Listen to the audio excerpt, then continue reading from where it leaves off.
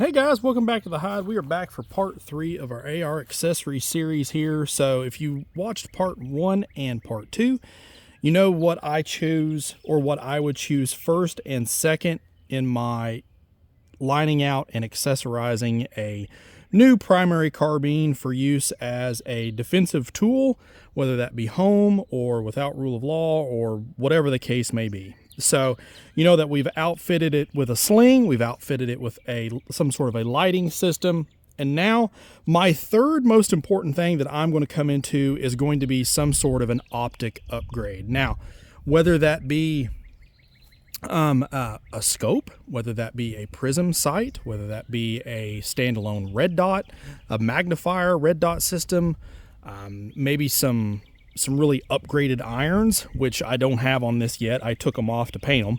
But the thing that I would say is you really need to find out what you like the best.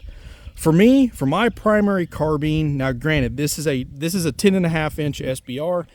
I outfitted mine with a Holosun 503U red dot, which I absolutely love. I've had this red dot on this gun for going on 4 years now. I've replaced the battery 2 times. Take that with a grain of salt. I mean, it is what it is. Would like a little bit better battery life, but it nonetheless, it still gets the job done. But for me, a red dot is more in line with the style of shooting that I do and the purpose or the philosophy of a carbine such as this.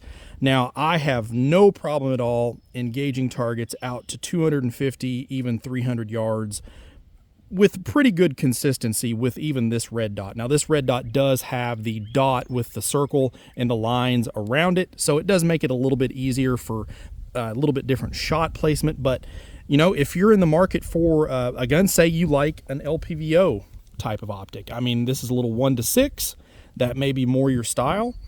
Or even today, you can kind of go mid-range. You could go, and I call it mid-range because this is a 1-10. It's not full-blown, bench-style rifle optic, but it's not a red dot either. However, if you get it illuminated, quality enough scope, you can somewhat mimic a red dot. However, for me, I still find it easier to shoot with a red dot itself. Then you're kind of delving into the recce rifle style of carbine, and that's not really what I wanted. I wanted a primary defensive carbine, and for me, that means a carbine with a fairly short overall length with a red dot optic. Then you kind of delve into the SBR category. So this would be a full-fledged, rifle scope. So this is a 4-12, and then of course it goes on from there, 3-15 or up to 24 power or whatever you so choose. You could plant the Hubble telescope on there if you wanted to, but the fact of the matter is I really think it has to outfit and fit the style of rifle you're trying to go with. Not to mention the style of rifle you're most comfortable shooting. Are you more comfortable shooting a red dot? Are you more comfortable shooting a scope from a primary, active carbine style of weapon? Me, I'm not. I've trained with them before on these, but I always go back to a red dot, it seems. Now, I've still tossed around the idea of maybe just putting together a base 16-inch carbine with an LPVO to maybe fit some other roles or to have as another rifle. But I tell you, I've had so many ARs over the years, and I always come back to this setup. Always.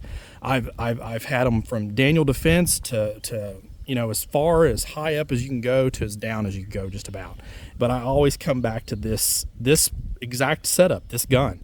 It just fits me to a T. But for myself, the third thing I'm going to do is upgrade the sighting system in some way. Now, for me, red dot, for you, it might be LPVO. Who knows? That's kind of going to be something you're going to have to make that decision on for you and your system. Let me know down in the comments, what is your third thing that you're going to upgrade on your rifle? Let me know what your series of upgrades are. Really interested to read those. It's been a good time reading through all the comments on these videos. But please like, share, and subscribe, guys. It really does help the channel. As always, shoot straight. Later.